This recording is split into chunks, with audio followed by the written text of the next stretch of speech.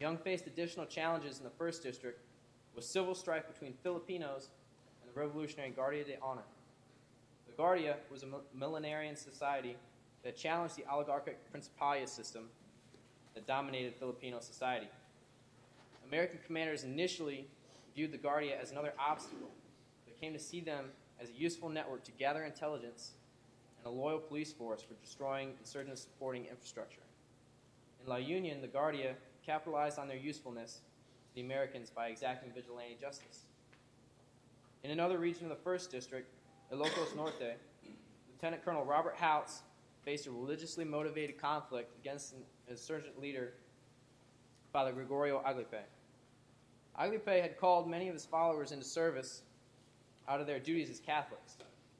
He stirred them with assurances that Americans would force them to commit apostasy. Through his rhetoric, Aglipe mobilized a substantial force through the network of Catholic priests in the Patak area of Ilocos Norte. Young focused almost exclusively on establishing local government and allowing his subordinate commanders to handle military operations during the early part of his tenure. However, Filipinos were reluctant to cooperate with civil programs because insurgent shadow governments threatened them with various forms of intimidation. Town mayors would cooperate with the U.S. effort to create civil government while concurrently holding a position within the shadow government, subverting U.S. authority. Young believed that Filipino ignorance aided this subversion, hindering the election of honest and proper men. He concluded that common Filipinos were densely ignorant and utterly unfit to exercise the right to suffrage, who voted like a lot of dumb animals. Young progressively adopted harsher measures in pacifying the 1st District, following the U.S. Army's larger shift from benevolence to chastisement. He did not experience a substantial decline in armed resistance to U.S. authority as anticipated. Rather, the Filipinos continued to follow the lead of the Principalia. Many Filipinos did not expect U.S. programs to better their daily existence, and many of them feared the reprisals of the insurgent leaders for being labeled an Americanista. Brigadier General Frederick Funston experienced this in the 4th District as he held local elections in October of 1900, only to have 14 Filipinos turn out to vote. As resistance continued despite the civil programs, U.S. commanders transitioned from benevolence to chastisement because the lenient civil policies were not ending the insurgency. Young perceived a need for policies of chastisement, hoping to isolate the Filipinos from the insurgents and force the Principales to ally with him. However, other officers were inclined to pursue more coercive strategies even before the policy of benevolence failed to show adequate progress. This inclination was not divorced from the same tradition that supported benevolence. General Orders 100 imposed responsibilities on the population as well as the occupier, and granted the right to destroy private property, reconcentrate the population, and execute violators of the law. Under the normative framework, commanders like Funston felt justified in taking such actions at the first indication of persistent resistance to exercise those powers, even as their commands were concurrently pursuing policies of benevolence.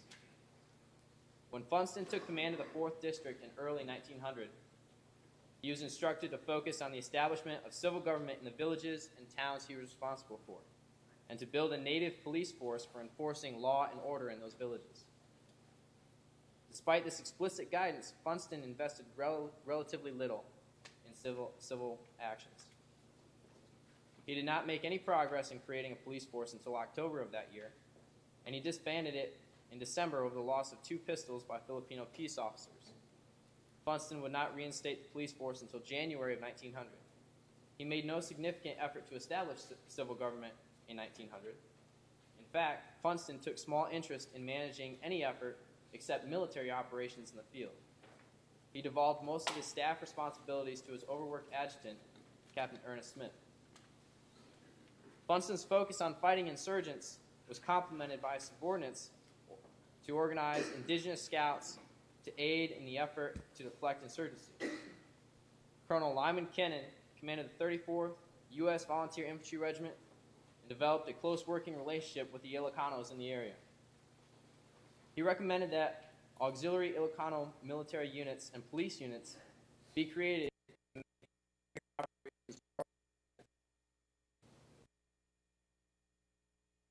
relying on foreigners alone.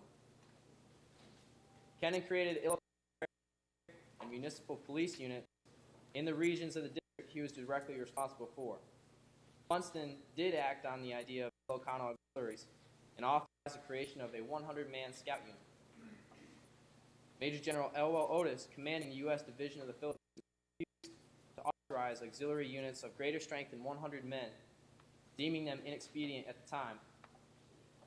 Kennan would continue to push for more native auxiliaries, as insurgents sought retribution against the Ilocano through acts of terrorism.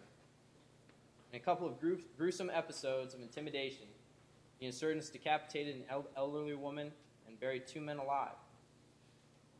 When authorization was granted to expand the military units, the Ilocano proved themselves through reliability and tenacity in battle, gathering useful intelligence and not losing a single man or rifle in their time of service.